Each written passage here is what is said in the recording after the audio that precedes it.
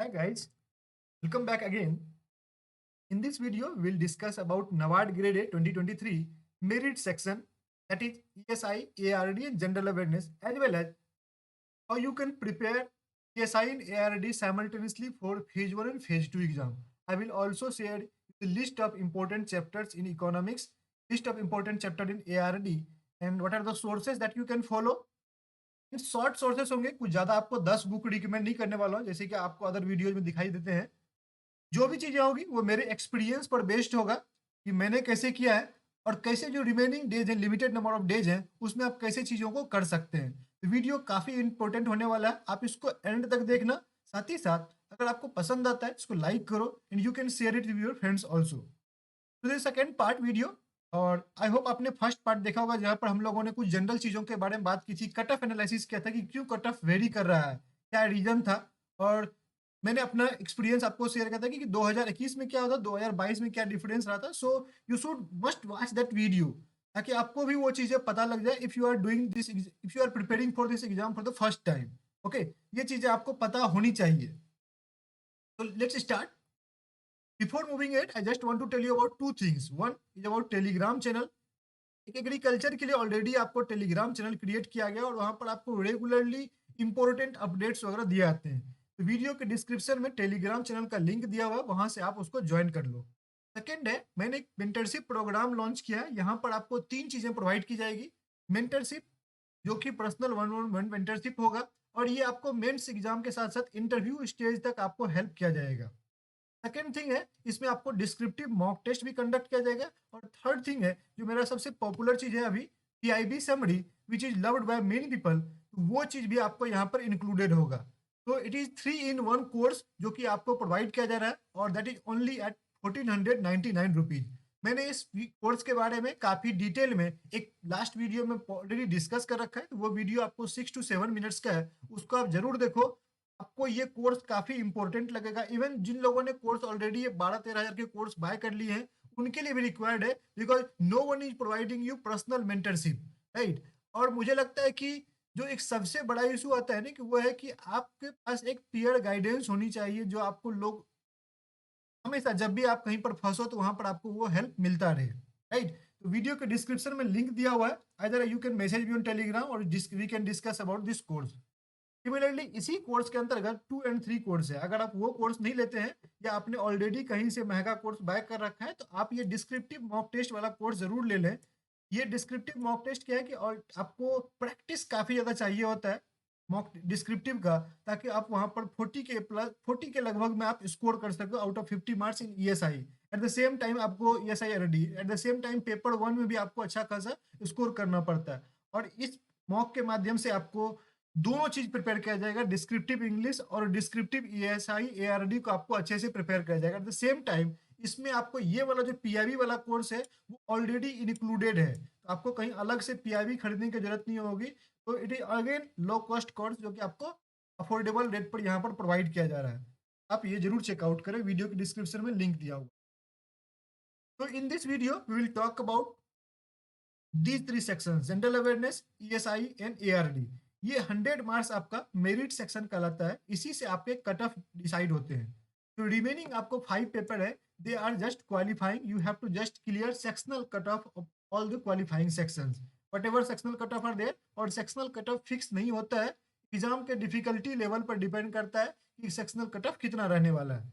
Best अगर हम लोग बात करें तो ये जो मेरिट सेक्शन है ये आपको 100 मार्क्स का होता है, और इसमें आपका कट ऑफ डिसाइड होता है कि आप अगर ये ओवरऑल कट ऑफ भी क्लियर करोगे ये 100 मार्क्स का, ऑटोमेटिकली आप फेज 2 के लिए एलिजिबल होते हो, राइट।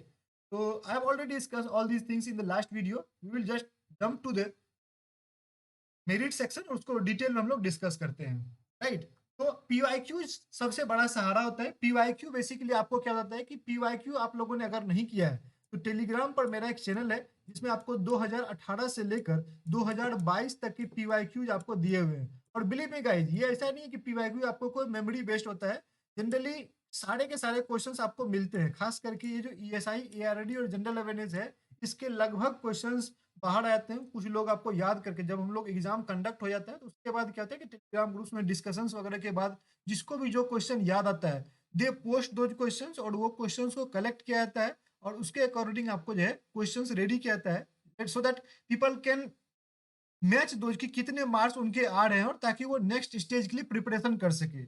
इसीलिए क्वेश्चन सारे के सारे जो है जेन्युइन क्वेश्चंस हैं, और आप 2018 से 22 तक के क्वेश्चंस आप जरूर एनालाइज करें, खास करके ईएसआई और एआरडी का। एआरडी में तो क्वेश्चंस रिपीट भी हो जाते हैं, 2-3 क्वेश्चन आपको रिपीट भी हो जाते हैं, स्टैटिक वाले खास करके, क्योंकि ईएसआई और जनरल अवेयरनेस में करंट अफेयर्स पूछा जाता है, तो वहां पर रिपीट होने का चांस लिटरली नहीं होता है।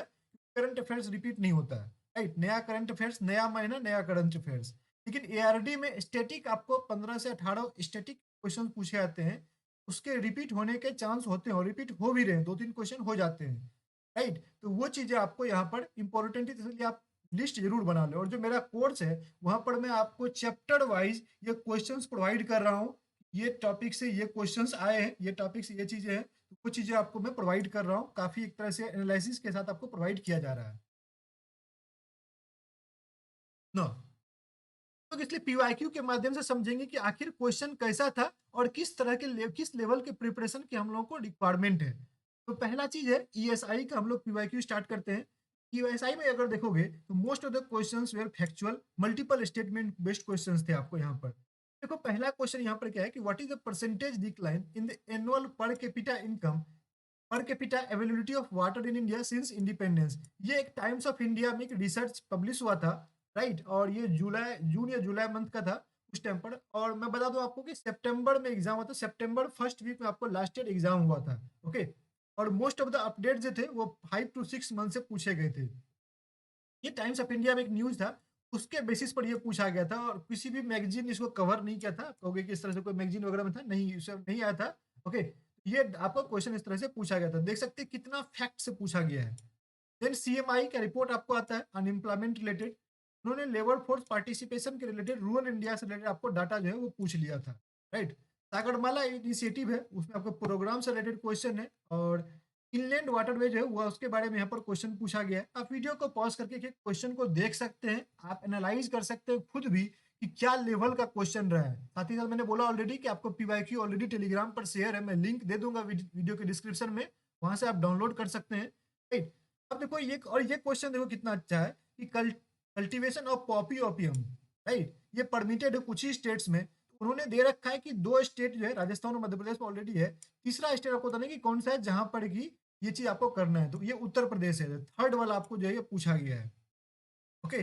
लमसम मॉनिटरी असिस्टेंस कितना जाता है, ये rural development, ministry of rural development के प्रोग्राम है, और वो है NSAP, national social assistant programme. उसके अंतर्गत 5 प्रोग्राम आपको आते हैं, पेंशन वाला हो गया, फैमिली बेनिफिट प्रोग्राम हो गया, ये और 1-2 प्रोग्राम है, जैसे कि झांसी रानी वाला जो जो विधवा पेंशन है वो वाला आपको आता है। इसी तरह से नेशनल फैमिली बेनिफिट प्रोग्राम है, एफपीबी, बीपी है बेसिकली। इसके अंतर्गत क्या होता है कि जो ब्रेड अर्नर अगर फैमिली में जो है वो अगर एक्सपायर कहता है, तो उसके रिगार्ड्स में फैमिली को कितने अमाउंट दिए जाते हैं, राइट? उसके बाद कितने दिए जाते हैं, और लमसम अमाउंट होता है, वन टाइम पेमेंट किए जाते हैं। तो ये क्वेश्चन आपसे पूछा गया था, इजी क्वेश्चन था, ये खास नहीं था कोई, ओके। लेकिन फिर भी काफी लोग इसमें कंफ्यूज कर गए थे। तो female workers are entitled to maximum how much leave under maternity benefit, ये भी इजी क्वेश्चन है, 26 वीक होता है। Which of the following is third poorest state, ये देखो third, they are not talking the last और the poorest, they are talking the third. मतलब आपको एक तो पुअरेस्ट वाला, हम लोग क्या करते हैं टॉप वाला देखते हैं, यहाँ पर बॉटम वाला डाटा में भी आपको नीचे से तीसरा पूछा गया है, ये चीज जरूर ध्यान रखना। स्वच्छ भारत मिशन का आपको कितना तक क्या गया है वो ठीक है, इजी क्वेश्चन है। ये वाला एक शॉकिंग था, क्योंकि उन्होंने ग्लोबल फूड सिक्योरिटी, और वी नो कि फूड सिक्योरिटी इंपॉर्टेंट है, रिलेटेड चैप्टर है, लेकिन उन्होंने ग्लोबल फूड सिक्योरिटी इंडेक्स 2021 वाला जो था वो थोड़ा सा पुराना डाटा उन्होंने पूछ लिया, पुराना रैंक यहाँ पर उन्होंने पूछ लिया था। वैसे 71 रैंक था, और ये लोगों ने, काफी लोगों ने जो पहले का करंट अफेयर्स पढ़ा हुआ था तो उसको पता था यहाँ पर। इसके बाद काफी सारे आपको मल्टीपल स्टेटमेंट वाले 5 से 6 आपको जो है यहाँ पर मल्टीपल स्टेटमेंट वाले क्वेश्चंस भी पूछे गए थे, इसमें कि आपको विच of the following is incorrect, इस तरह के जो क्वेश्चंस होते हैं, चाहे वो ईसीईसी जो अर्ली चाइल्डहुड केयर प्रोग्राम है, निपुण भारत वाला प्रोग्राम है, उस सबसे पूछा गया था। तो आपको क्या करना है कि जो क्वेश्चंस होते हैं वो बेसिकली आपको किस तरह के होते हैं, यहाँ पर schemes, report, banking and economic affairs. अब देखो स्कीम्स में ऐसा नहीं कि सिर्फ जो ईएसआई रिलेटेड मिनिस्ट्री होते हैं उसके स्कीम्स पूछे जाते हैं, नहीं, यहाँ पर एग्रीकल्चर वाले जो स्कीम्स होते हैं वो भी पूछे जाते हैं। आगे मैं बताऊंगा कि कौन कौन से ईएसआई के मिनिस्ट्री इंपॉर्टेंट है, ESI रिलेटेड चैप्टर्स की मिनिस्ट्री इंपॉर्टेंट है और कौन कौन से एग्रीकल्चर में मिनिस्ट्री जो आपको इंपॉर्टेंट है, आगे मैं उसके बारे में डिटेल में बताऊंगा। यहाँ पर आपको ये चीज कैसे प्रिपेयर करना है, देखो कुछ कुछ डाटा होता है, कुछ कुछ क्वेश्चंस होते हैं जो कि आपको आपसे नहीं हो सकता, उसको छोड़ने के लिए ही होते हैं। जैसे ये 75%, ऐसा नहीं है कि हाँ कुछ लोगों ने, जिन लोगों ने टाइम्स ऑफ इंडिया पढ़ा होगा वो लोग आंसर कर पाएंगे, लेकिन अगर आपने नहीं पढ़ा तो आपको ये छोड़ देना होता है। कट ऑफ भी तो देखो ना, लास्ट ईयर 41 कट ऑफ गया और उससे पिछले साल 53 गया था, तो कट ऑफ डिक्रीज भी तो किया ना। इसका एक रीजन ये होता है कि जब भी इस तरह के फैक्चुअल पेपर आते हैं या इस तरह के पेपर आते हैं तो कट ऑफ, इसका इम्पैक्ट कट ऑफ पर दिखता है, क्योंकि सभी लोगों को नहीं पता होती है, और कट ऑफ एवरेज पर डिपेंड करता है। इट्स नॉट मेंस एग्जाम की जहां पर कि आपका एक एक मार्क्स जो है आपको स्कोर ज्यादा करना पड़ेगा अपने कंपटीटर से, क्योंकि वो मेरिट में काउंट होता है। यहाँ पर बस आपको क्वालिफाई करना है मेंस एग्जाम के लिए, तो ओवरऑल जो लोगों का परफॉर्मेंस है उसके अकॉर्डिंग आपको ही परफॉर्म कर देना है, ऑटोमेटिकली आप प्रीलिम क्लियर कर लोगे और मेंस में आप सीट आउट करोगे। वो चीज आपको यहाँ पर ध्यान रखनी है। इसीलिए जो चीज हम लोग मैनेज कर सकते हैं उसको आपको मैनेज करना है, और वो ये है कि schemes, reports and banking and economic affairs जो लास्ट 4 to 6 मंथ का है उसको आपको जितना अच्छे से आप कर सकते हो वो करो। और इसका सोर्स क्या है, मेरा पीआईबी। मेरे पीआईबी में आपको ये तीनों चीजें अच्छे से कवर की जाती है, खास करके पीआईबी में बैंकिंग इकोनॉमिक अफेयर्स जो उसमें आपको आरबीआई सेबी का सर्कुलर्स वगैरह, ये जो नबार्ड रिलेटेड अपडेट्स होते हैं, ये सारी चीजें आपको डिटेल में डिस्कस किए जाते हैं, राइट। आप स्कीम्स, रिपोर्ट, ये सब के लिए पीआईबी फॉलो कर सकते हो और वो पीआईबी से आपको आता है। उसके अलावा कोई एक आपको मैगजीन यूज कर लेना जो बैंकिंग एंड इकोनॉमिक अफेयर्स का था, चाहे अफेयर्स क्लाउड को है या कोई भी हो, अड्डा का हो, किसी का भी एक आप बैंकिंग, इकोनॉमिक या नेशनल करंट अफेयर्स वगैरह के जो जनरल अवेयरनेस जनरली कवर करोगे, वो वाला आप मैगजीन एक उठा लेना और उसको पढ़ लेना। तो पीआईबी प्लस वो अगर कर लोगे तो उससे हो जाएगा। या अगर पीआईबी फॉलो कर रहे हो तो पीआईबी के साथ एक न्यूज़पेपर अगर आप रेगुलरली पढ़ते हो, क्योंकि आजकल मैंने कल भी टेलीग्राम पर पोस्ट डाला था, आजकल रेगुलरली वो लोग न्यूज़पेपर, एक बिजनेस न्यूज़पेपर जो लोग फॉलो कर रहे हैं उनको काफी ज्यादा हेल्प मिल रही है एग्जाम में, क्योंकि आजकल वो लोग डायरेक्टली न्यूज़पेपर से इन डेप्थ फैक्चुअल क्वेश्चंस उठाकर पूछ रहे हैं। एक न्यूज़पेपर पढ़ सकते हो आपको, हालांकि मैं टेलीग्राम पर डेली आपको न्यूज़पेपर का स्नैपेट्स वगैरह डालता हूँ जिसमें कि आपको मैं उसको एक्सप्लेन भी करता हूँ, उससे रिलेटेड जो इन्फॉर्मेशन होता है वो भी आपको डेली बेसिस पर मैं प्रोवाइड कर रहा हूँ, उसको भी आप यूज कर सकते हैं। ये आपका सोर्स हो सकता है पीएसआई के लिए, पीआईबी, क्योंकि यहाँ पर करंट सेंट्रिक क्वेश्चंस रहता है। इवन आपको फेज 2 में बस कुछ चैप्टर्स के आपको आइडिया होनी चाहिए। ऐसा नहीं कि फेज 2 का ऑब्जेक्टिव आपको कुछ स्टैटिक पूछते हैं, नहीं। फेज 2 के डिस्क्रिप्टिव में आपको जो है एक 15 मार्क्स का और एक 10 मार्क्स का क्वेश्चन आपको पीएसआई से रहता है। आपको उसको एड्रेस करने के लिए 6 से 7 चैप्टर्स हैं जिसको आपको अच्छे से थोड़ा सा कवर करना पड़ेगा। अच्छे से क्या, बस उसके बारे में आइडिया रखना पड़ेगा ताकि उससे रिलेटेड अगर कोई टॉपिक हो या क्वेश्चन हो डिस्क्रिप्टिव में तो उसको आप आंसर कर सकें फेज 2 सेंट्रिक में। प्रीलिम में आपको कोई स्टैटिक वगैरह का क्वेश्चन नहीं रहता है। इवन मेंस में भी ऑब्जेक्टिव में आपको ईएसआई स्टैटिक से हार्डली 1 या 2 क्वेश्चन ही आपको देखने को मिलते हैं। आपको समझ में आ गया होगा क्या करना है। स्कीम्स कर रहे हैं, स्कीम्स कहाँ से करनी है, पीआईबी से करने हैं, राइट। और उसके अलावा कुछ फ्लैगशिप प्रोग्राम्स होते हैं मिनिस्ट्रीज के, वो आपको करने होते हैं। वो ministry of agriculture, ministry of rural development, ministry of Panchayati Raj, ये सब मिनिस्ट्री ऑफ सोशल जस्टिस वगैरह के होते हैं, वो आपको करने होते हैं। That's all you need to do for ESI. तो भी आपको मोटी मोटी समरी वगैरह पढ़ने की जरूरत नहीं है, वो सब कहीं यूजफुल नहीं है। तो जनरल अवेयरनेस की अगर बात करें तो जनरल अवेयरनेस जो है, इसमें हम लोग अगर देखें तो इसका देखो क्वेश्चन किस तरह से पूछा था। एक था who is known as Warren Buffett of India. Basically उस टाइम पर आपको जो राकेश झुंझुनवाला थे वो पॉपुलर, काफी न्यूज में थे और शायद उनका देहांत भी हो गया था, ही हैज पास्ड अवे। इसलिए वारन बफेट ऑफ इंडिया उन्हीं को बोला जाता है, और उससे उनसे ही रिलेटेड ये क्वेश्चन पूछा गया था। ये क्वेश्चन देखो कितना अच्छा था, रिसेंटली जुलाई का क्वेश्चन है ये, राइट। और सारे के सारे क्वेश्चन आपको मई टू अगस्त के थे, मतलब 4 मंथ, लास्ट 4 मंथ्स के आपको जनरली क्वेश्चन थे जो भी करंट अफेयर से थे। बाद बाकी जो फालतू क्वेश्चन थे आपको स्टैटिक वगैरह के, वो तो पता नहीं कहाँ से थे या कब किस मंथ के थे, लेकिन जो करंट अफेयर सेंट्रिक क्वेश्चन थे वो जनरली आपको लास्ट 4 मंथ्स का ही पूछा गया था, मई से लेकर अगस्त तक के आपके थे। तो था कि logo of Prasar Bharati was change recently, और उस न्यू लोगो में जो है elements in the central circle and map of India signify the service of trust, security and dash for the common man. ये एक तरह सा डेप्थ क्वेश्चन हुआ, इन डेप्थ क्वेश्चन हुआ। इस तरह से कोई नहीं पढ़ता है कि आखिर लोगों किस चीज को सिग्निफाई कर रहा है। ये चीजें थोड़ा सा यहाँ पर आपको नई देखने को मिली थी। हाउस ऑफ लॉर्ड्स वाला जो क्वेश्चन था, ये तो बेसिकली आपको यूके का पार्लियामेंट, वहां पर रिजाइन हो रहा था, फिर नए लोग आ रहे थे बार बार, काफी ज्यादा न्यूज में था। यूके के पार्लियामेंट के बारे में आपको ये क्वेश्चन पूछा गया है। वहाँ पर House of Lords and House of Commons होते हैं। जो लोग न्यूज़ से अपडेटेड रहते हैं, न्यूज़पेपर वगैरह पढ़ते हैं, उनको ये चीज़ पता था कि ये यूके के पार्लियामेंट के बारे में क्वेश्चन पूछा गया है। लोकसभा में एक सेंट्रल यूनिवर्सिटी वाला बिल था, जिसमें आपको कि तो कौन-सा सेंट्रल यूनिवर्सिटी है, national rail and transportation institute जो है, उसको सेंट्रल यूनिवर्सिटी में कन्वर्ट किया गया। तो वो वडोदरा वाला था, जिसको सरकार ने लास्ट ईयर एक बिल प पार्लियामेंट में एक बिल लाकर जो है उसको कन्वर्ट किया कर दिया था। तो ये ईज़ी क्वेश्चन था, करंट अफेयर्स पर था, इसको लगभग सभी मैगज़ीन ने कवर किया था और people could have answered it easily. ये एक अच्छा क्वेश्चन था, which of the following channels separates Maldives and India? ये channel 8 degree channel basically separate करता है और उस टाइम पर मालदीव के प्राइम मिनिस्टर जो है वो आपको भारत के दौरे पर थे और इस तरह के क्वेश्चन बेसिकली करंट से रिलेट करके उन्होंने जो है स्टैटिक पूछ लिया था। लेकिन ऐसा स्टैटिक पूछेगा ये किसी ने एक्सपेक्ट नहीं किया था कि बेसिकली हम लोग बॉर्डर लाइन पढ़ते हैं, हम लोग ओशियन लाइन नहीं पढ़ते हैं हम लोग यहाँ पर। लेकिन मरीन बाउंड्री भी आप लोगों को पढ़ने की ज़रूरत है, ये इससे समझ में आता है। एक और था कि लास्ट ईयर आपने देखा हो कि कई सारे जो आपको रामासार साइट्स है वो बेसिकली ऐड किए गए, उसमें से एक भीम बांध था, वेटलैंड, और वो किस स्टेट से था ये क्वेश्चन पूछ लिया गया। तो कुछ करंट अफेयर सेंट्रिक क्वेश्चन थे, कुछ आपको नए क्वेश्चन थे, स्टैटिक रिलेटेड थे, तो it was mix of everything, right? कि आपको यहाँ पर स्कीम से पूछा गया, यहाँ पर आपको जो है ईएसआई के करंट अफेयर से पूछे गए, एग्रीकल्चर से रिलेटेड भी पूछे गए और स्टैटिक भी पूछा गया, तो it was mix of everything. But एक चीज आपको ध्यान रखना है कि जो ऐसे कुछ question there were around 6 to 7 questions which were even reading any XYZ magazine, you could not solve it. It's okay to leave such questions as prelim is qualifying and the same issue will be faced by everyone. तो आपको ये नहीं कोशिश करना है कि यहाँ पर 20 में से 20 मुझे टारगेट करना है। आपको बस ये टारगेट करना है कि जो करंट अफेयर्स वाला जो नोन क्वेश्चन है जो सब लोग करेंगे उसमें गलती नहीं करनी है। तो अराउंड आपको यहाँ पर 12 to 14 मार्क्स जो था वो डुएबल था।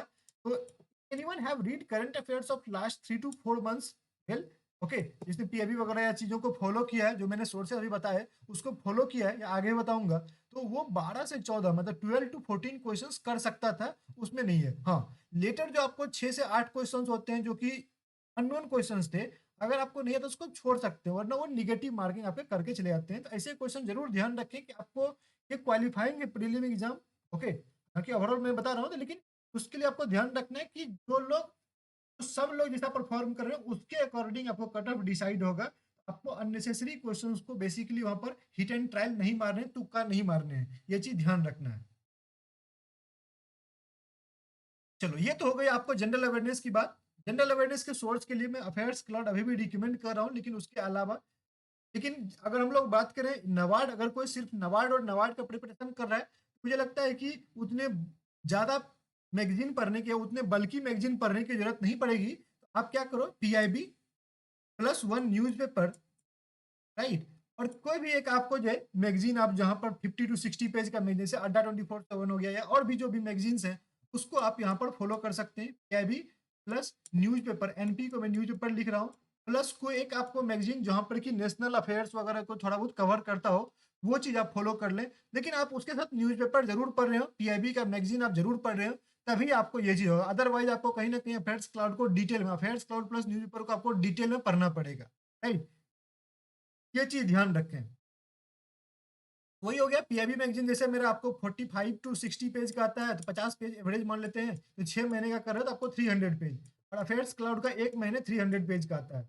आप समझ सकते हो कि कितना कम आपका जो आपका कोर्स है वो कितना लिमिट हो जाता है। न्यूज़पेपर वगैरह ऑलरेडी मैं काफ़ी इंपॉर्टेंट चीज़ें देता हूँ, लेकिन इसको आप 1 घंटे देकर भी डेली जो है काफ़ी कुछ कवर कर सकते हो। और जो इंपॉर्टेंट चीज़ होती है ना, उसका स्नाइप्स ले लिया करो, उसका स्क्रीनशॉट ले लिया करो और उसको सेव कर लिया कहीं ना कहीं, राइट? ताकि उसका आप मार्क वगैरह करके उसका आप सेव कर लिया करो, ताकि उसका आप रिविजन कर सको जब रिक्वायर्ड पड़े तो। और मैंने बताया कि जो एक मैगजीन है, कोई 50 पेज का या 60 पेज का आप मैगजीन ले लो और उसको यूज कर सकते हो। तो लेट सपोज आप 4 मंथ का मैगजीन पढ़ रहे हो, तो वही 200 से 300 पेज पढ़ेंगे। तो revising 500 to 600 page is easy, और इसको आप कर सकते हैं, आसानी से आप कर सकते हैं। पिछले 4-5 महीने में आप जो रिमेनिंग डेज है उसके लिए कर सकते हैं। लेकिन अगर आप महीने के 300-400 पेज के आप पढ़ रहे हो और सिर्फ एक जनरल अवेयरनेस के लिए, वो भी जनरल अवेयरनेस में बस आपको 12 से 15 क्वेश्चन ही करंट अफेयर से पूछे जा रहे हैं, तो ये एक तरह से समझदारी नहीं होगी कहीं पर भी। और बेसिकली आपको एक तरह से आप ओवर रीड कर रहे हो चीज़ों को, जो इतना कि रिक्वायर्ड नहीं है। ये चीज़ ध्यान रखना, ये नहीं करना। ये गलती मैंने पहली बार की थी, वो चीज गलती नहीं करनी है, ओवर रीड नहीं करना है। लिमिटेड सोर्स है उसी को मल्टीपल टाइम्स रीड करना है, जब ना कि मल्टीपल सोर्स को कहीं न कहीं से जहां जो भी इंफॉर्मेशन मिल रहा है उसको आप बेसिकली ग्रैब करते जा रहे हो। तो बेसिकली इंटरनेट पर क्या है कि वोमिटिंग ऑफ इंफॉर्मेशन है, कि जहां जो हुआ उड़ेल रहे हैं लोग इंफॉर्मेशन को, उसको आपको कलेक्ट नहीं करना है। जो रिक्वायर्ड चीजें हैं लिमिटेड सोर्स को मल्टीपल टाइम्स रिवीजन करना है, उसी में आपका सिलेक्शन हो जाता है। ओके, चलो नेक्स्ट बात करते हैं हम लोग एआरडी के लिए। एआरडी काफी इंपॉर्टेंट है गाइस, नबार्ड के नाम में ही एआरडी है, लास्ट थ्री लेटर क्या बोलता है, वो एआरडी है। तो मेरे से एक क्वेश्चन काफी बार पूछते हैं कि सर बिना जो है बिना एआरडी के, जैसे कि is it possible to clear NABARD without knowledge of agriculture? तो मेरा सिंपल आंसर होता है you can clear prelim exam, थोड़ा बहुत आप जो है बिना स्टैटिक का भी प्रीलिम क्लियर कर लोगे, लेकिन मेंस में लिखोगे कैसे? मेंस में अगर 6 क्वेश्चन वो लोग पूछ रहे हैं तो 4 क्वेश्चन आपको कहीं ना कहीं एग्रीकल्चर से रिलेटेड है। और इवन आपको अगर ऑब्जेक्टिव की बात करें तो ऑब्जेक्टिव का भी मैं दिखाऊंगा आपको। उन्होंने जो है एक क्वेश्चन, सिर्फ 1 मार्क्स का सिंगल क्वेश्चन उन्होंने बस ईएसआई से पूछा था पूरे ऑब्जेक्टिव के 50 मार्क्स में से। बाद बाकी लगभग सारे क्वेश्चंस या तो प्रोग्राम से थे, ये आपको एग्रीकल्चर स्टैटिक्स से थे। और मार्क्स आपको मेंस में एक एक मार्क्स मैटर करता है, इसीलिए ये चीज गलती मत करना कि एग्रीकल्चर स्टैटिक को कंप्लीटली छोड़ के चले जाए। थोड़ा बहुत भी जो जो कुछ इंपॉर्टेंट चैप्टर है, 4 से 5 शुरू के जो चैप्टर्स हैं उसमें काफी क्वेश्चंस रहते हैं, उसको आप जरूर कर लें। ओके, इवन आपको ऑब्जेक्टिव वाला भी अगर पार्ट कर लोगे तो भी आपको काफी न कहीं आप मेंस में लिखने लायक हो जाते हो। ये चीज जरूर ध्यान रखना है कि एआरडी में को छोड़ के नहीं जाना है। एआरडी छोड़ दोगे तो मे बी आप अगर किसी तरह मेंस क्लियर कर लोगे तो फाइनल क्लियर करना, फाइनल मेरिट लिस्ट में जाने के लिए आपको उतना सफिशियंट मार्क्स नहीं हो पाएगा। और वैसे आप कट ऑफ लास्ट ईयर काफी ज्यादा रहा 130, इवन कट ऑफ मेंस का कट ऑफ क्लियर करना भी मुश्किल हो जाएगा। इसीलिए एग्रीकल्चर को छोड़ना नहीं है, ये तो दिमाग में आना भी नहीं चाहिए। इवन जितना ज्यादा आप टाइम जो है एग्रीकल्चर पर स्पेंड करोगे उतना ज्यादा आपका सिलेक्शन का चांस यहाँ पर बढ़ जाता है। ये बात आप ध्यान में दिमाग में बैठा लो। ओके, ये चीज मैंने लास्ट कल भी डिस्कस की थी कि जो हम लोग डिस्क्रिप्टिव देखें तो डिस्क्रिप्टिव में ये सोशल इंफ्रास्ट्रक्चर जो है ये बेसिकली सोशल इशू से रिलेटेड है। का सिलेबस जो है वो मैंने अब यहाँ पर देखो एक सिलेबस का पीडीएफ जो सिंप्लीफाई करके टेबल के फॉर्म में मैंने पोस्ट कर रखा है टेलीग्राम पर, उसका लिंक मैं नीचे डिस्क्रिप्शन में दे दूंगा। वो आप प्रीलिम और मेंस के लिए दो अलग अलग पीडीएफ है, वो पीडीएफ आप जरूर चेकआउट करो। उसको आप वो जो भी सिलेबस दिया हुआ है टेबुलर फॉर्म में उसका प्रिंट आउट ले लो, उसको कहीं पर चिपका लो, उसको साथ में रखो। You can C my PDF, right, see here. ये मेरा चेकलिस्ट था, ये जो पीडीएफ है इसको मैंने इस तरह से कंप्लीट किया हुआ है। अब देख सकते हो कि मैंने कितनी यहाँ पर चीजें मार्क की हुई है, जहां जहां मुझे जो रिक्वायर्ड लगता था वो मैं बेसिकली हमेशा उसको पुट करते रहता था। I used to put all the information की जहां पर मुझे चीजें अपडेट करनी है। You can see everything is marked over here. इस तरह से ये मेरे एंड तक मेरे पास रहते थे, जिससे कि मैं उसको जिसको मैं यूज करता था, राइट। ये आपके हमेशा पास होनी चाहिए कि कितना चीज आपने कवर कर लिया है, कितना आपको करने की जरूरत है, नया कुछ करने की जरूरत है या कुछ मिसिंग है, तो वो चीज आपको पता होनी चाहिए। क्या इंपॉर्टेंट है उसको हमेशा मार्क करते रहना है। ये आपके पास हमेशा आपके साथ होनी चाहिए सिलेबस वाली पीडीएफ, राइट, या सिलेबस वाला पेज जो आपके पास होना चाहिए। ये चीज जरूर करना, राइट। तो सोशल इंफ्रास्ट्रक्चर करके आपका ईएसआई में सोशल इशू में टॉपिक दिया हुआ था, तो उसी से उन्होंने 15 मार्क्स का क्वेश्चन उन्होंने पूछा है। और उसको उन्होंने इंक्लूसिव ग्रोथ से कनेक्ट कर दिया। Inclusive growth last year budget में इसके बारे में बात की गई थी, राइट। इंक्लूसिव ग्रोथ जो है वो इंपॉर्टेंट था लास्ट ईयर के लिए, तो उसको उन्होंने सोशल इंफ्रास्ट्रक्चर को उन्होंने इंक्लूसिव ग्रोथ से कनेक्ट करके आपको क्वेश्चन पूछ लिया, 15 मार्क्स का क्वेश्चन पूछ लिया। कुछ लोग बोलते हैं सोशल इशू से क्वेश्चन नहीं आता है, देख लो कैसे नहीं क्वेश्चन आता है, 15 मार्क्स का क्वेश्चन आया, और क्या चाहिए। उसके अलावा देखो कि जो प्रधानमंत्री मत्स्य संपदा है ये एक प्रोग्राम्स पर बेस्ड क्वेश्चन था, और ये एग्रीकल्चर से रिलेटेड आपको प्रोग्राम्स है। मिनिस्ट्री ऑफ फिशरीज के अंतर्गत आपको ये प्रोग्राम है। नेक्स्ट है पब्लिक डिस्ट्रीब्यूशन सिस्टम, ये भी आपको जो है एनएफएसए से रिलेटेड था, national food security. Basically food security जो है वो आपको ईएसआई में मेंशन है, हालांकि एग्रीकल्चर से रिलेटेड टॉपिक है, लेकिन ये मेंशन आपको ईएसआई के सिलेबस में हम लोग मान कर चलते हैं एग्रीकल्चर से रिलेटेड था। ग्लोबलाइजेशन, ये क्वेश्चन आपको पूरा का पूरा इकोनॉमिक्स से था, ये इकोनॉमिक्स से आपको ये क्वेश्चन था, आप देख सकते हैं। और डिस्कस ऑब्जेक्टिव, ये भी आपको प्रोग्राम से रिलेटेड था। मिनिस्ट्री ऑफ रूरल डेवलपमेंट के अंतर्गत आपको डे एनआरएलएम करके प्रोग्राम है जहां पर एसएचजी वगैरह को प्रमोट किया जाता है, उसके बारे में आपको क्वेश्चन था।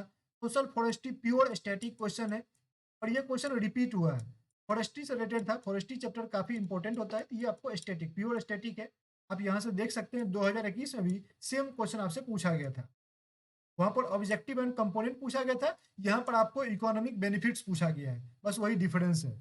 राइट, तो ये आपके देख सकते हैं कि एग्रीकल्चर जो है वो काफी इंपॉर्टेंट है, इसीलिए आपको इसको छोड़ना नहीं है। अब ये तो यहाँ बात हो गई। इवन अगर ऑब्जेक्टिव में देखो तो ऑब्जेक्टिव में कंपेयर करते हैं और एक इंपॉर्टेंट चीज समझते हैं कि प्रीलिम और मेंस को कैसे साथ साथ करना होता है, खास करके एग्रीकल्चर के लिए। ओके, क्योंकि जो प्रीलिम के लिए पढ़ोगे वही मेंस में भी काम आएगा और जो मेंस के लिए पढ़ोगे वही प्रीलिम में काम आएगा। कुछ डिफरेंट नहीं है यहाँ पर, सब कुछ बराबर ही होता है क्वेश्चन का टाइप। बस यही होता है कि मेंस में थोड़ा सा ज्यादा डीप में क्वेश्चन पूछ देते हैं और प्रीलिम में थोड़ा सा ऊपर से रहता है। लेकिन लास्ट ईयर तो प्रीलिम में भी आपको उन्होंने काफी अच्छा खासा क्वेश्चन पूछा था, क्वालिटी क्वेश्चन की, स्टैंडर्ड क्वालिटी की, लंबे लंबे लेंदी लेंदी क्वेश्चन उन्होंने पूछे थे, मल्टीपल स्टेटमेंट वाले क्वेश्चन उन्होंने पूछे थे।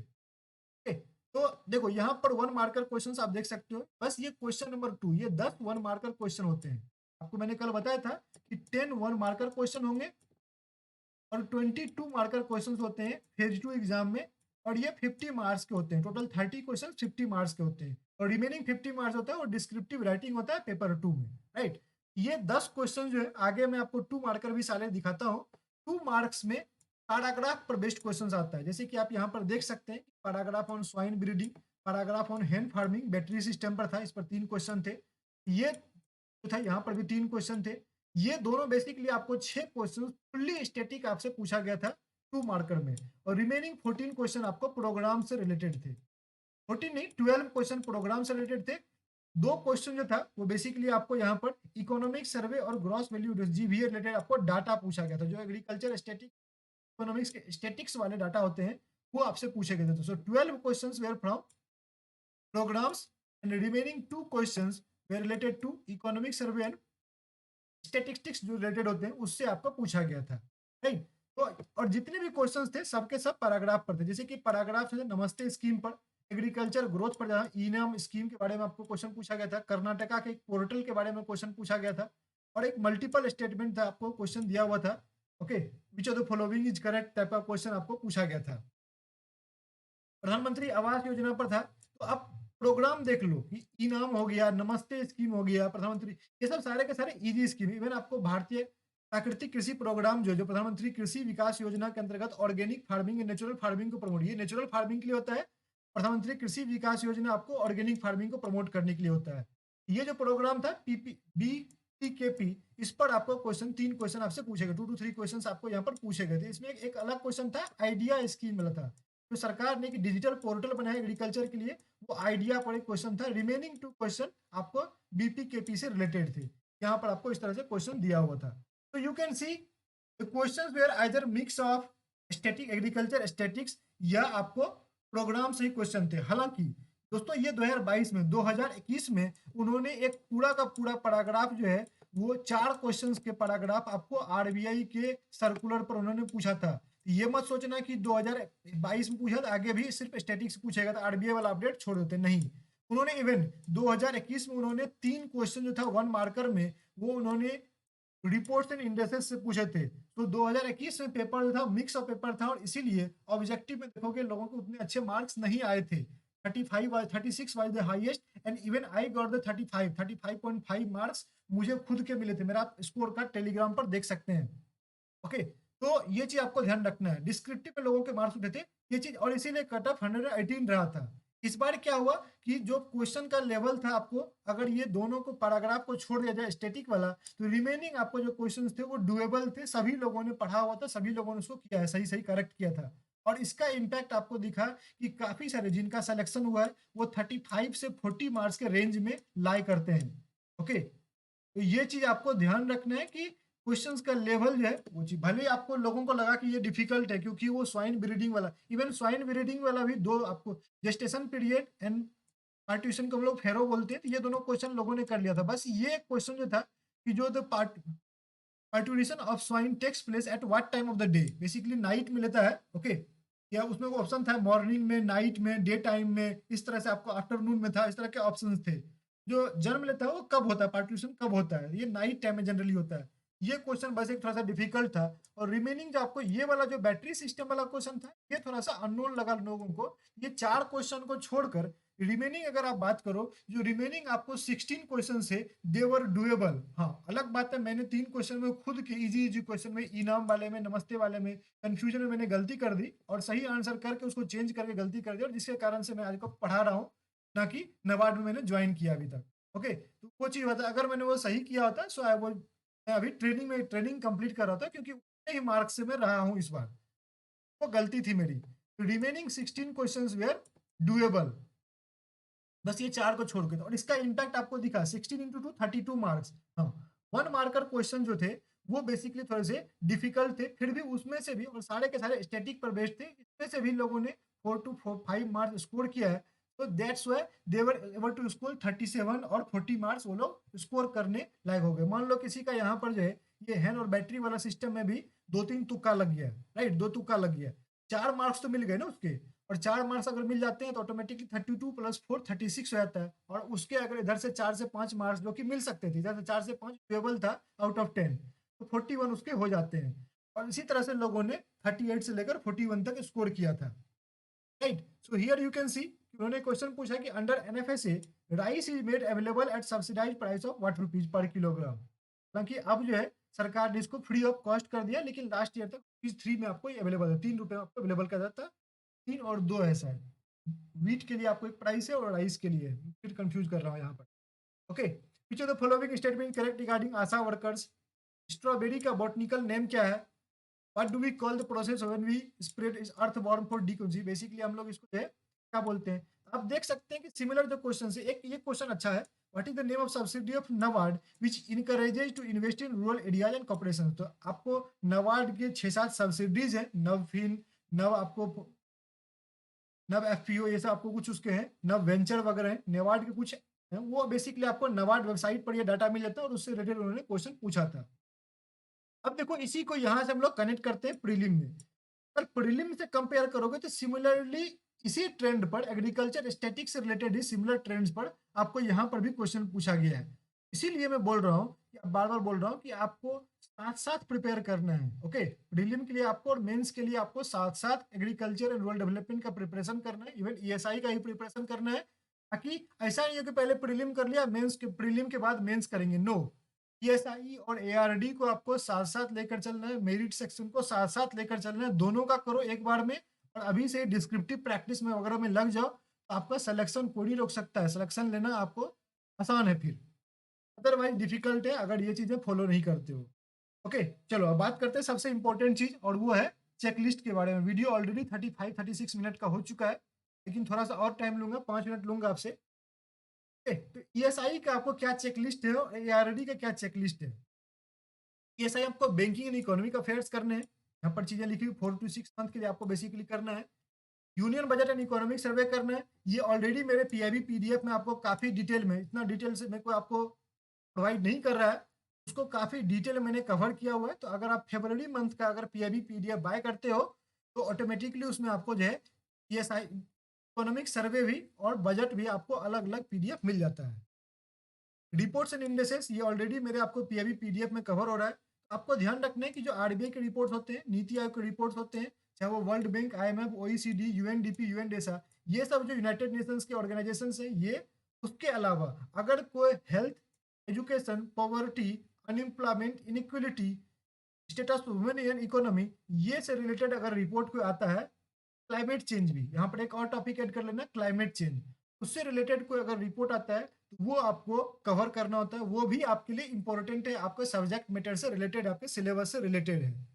Then comes the government scheme. Government scheme में आपको 2 तरीके से प्रिपेयर करना होता है, एक जो करंट में है आपको, हालांकि लास्ट ईयर उन्होंने सारे करंट वाले पूछे, लेकिन 2 तरह से प्रिपेयर करना होता है, एक जो करंट अफेयर्स में, और वो आपको पीआईबी मैगजीन से कवर हो जाता है। उसके अलावा कुछ मिनिस्ट्रीज है जिसके आपको फ्लैगशिप प्रोग्राम्स भी करने होते हैं। ओके, और you can make your own notes, या आपने अगर मेरा कोर्स दिया तो आपको वो चीज प्रोवाइड कर दिया जाएगा। लेटर ऑन मैं आपको आरबीआई के लिए जैसे फ्लैगशिप प्रोग्राम वाला पीडीएफ लॉन्च करने वाला हूँ, जल्दी ही लॉन्च करूंगा, वो आप बाय कर सकते हैं। वो सेपरेट पीडीएफ होगा, कोई कोर्स में नहीं, अलग से पीडीएफ होगा, 50-60 रुपीज का आपको आएगा, वो आप बाय कर लेना, ऑटोमेटिकली वो आपको डिटेल में रहेगा, कवर हो जाएगा। तो फॉर फ्लैगशिप स्कीम आपको मिनिस्ट्री की वेबसाइट से कवर करना होता है, और कौन कौन से मिनिस्ट्री इंपॉर्टेंट है, finance, MSME, labour, health and education, women, social justice, travel and commerce and industry, ये मिनिस्ट्रीज आपके लिए महा इंपॉर्टेंट है। इसको आपको ईएसआई के मिनिस्ट्रीज के अंतर्गत कवर करने हैं। अगर हम लोग समिट्स की बात करें, समिट्स जो है G20, G7, BIMSTEC, ASEAN, quad, ये सब इंपॉर्टेंट समिट है। 2020 में उन्होंने 4 क्वेश्चन सिर्फ समिट से पूछे थे। ये चीज ध्यान रखना है कि अलग अलग ईयर्स में अलग अलग ट्रेंड रहा है, और हम लोग पीवाईक्यूज को थोड़ा सा जल्दा जितना ज्यादा अच्छे से एनालाइज करेंगे उतना हम लोगों को बेनिफिट होता है। अगर हम लोग स्टैटिक पोर्शन की बात करें तो स्टैटिक पोर्शन में क्या क्या पढ़ना है, तो चैप्टर नंबर 1 में inclusive growth and green growth को पढ़ना है, right. Poverty, unemployment, economic inequality and इसके रिलेटेड जो भी प्रोग्राम्स है, पॉवर्टी एलिवेशन के लिए जो प्रोग्राम है, अनएम्प्लॉयमेंट के एलिवेशन के लिए प्रोग्राम है, इकोनॉमिक इनइक्वलिटी को रिड्यूस करने के लिए जो प्रोग्राम्स हैं, वो आपको पता होने चाहिए। SDG, environmental issue and climate change, SDG पूरा का पूरा 17 के 17 गोल आपके टिप पर होना चाहिए। यही गोल्स आपको बेसिकली डिस्क्रिप्टिव में भी यूज कर रहे हैं कंक्लूजन वगैरह लिखने के लिए। मैं बताऊंगा डिस्क्रिप्टिव के लिए मैं तैयारी करवाऊंगा तो वो भी मैं बताऊंगा। फिर आपको trends in inflation and there impact on national economy, ये चीज आपको कवर करना है। इन्फ्लेशन आपको करना है। Issues on food security, economic reforms in India, rural banking and financial institution, RRB वगैरह के बारे में आपको, रूरल कोऑपरेटिव्स के बारे में आपको पता होना चाहिए, क्योंकि नबार्ड उसी को गवर्न करता है, इसके बारे में आपको पता होनी चाहिए। देन कम्स द डब्ल्यूटीओ और उसके एग्रीकल्चर रिलेटेड क्या क्या चीजें हैं, रिसेंट में क्या क्या हुई है डब्ल्यूटीओ में, एग्रीमेंट्स क्या क्या हुए हैं। Then comes the regional economic partnership, regional economic corporation के अंतर्गत जितने भी ये G20 समिट्स वगैरह G7 होते हैं वो सब आते हैं। उसके अलावा आपको फ्री ट्रेड एग्रीमेंट भी इसी के अंतर्गत आता है, एफटीए वगैरह भी इसके अंतर्गत आता है, वो भी आपको ध्यान रखना है।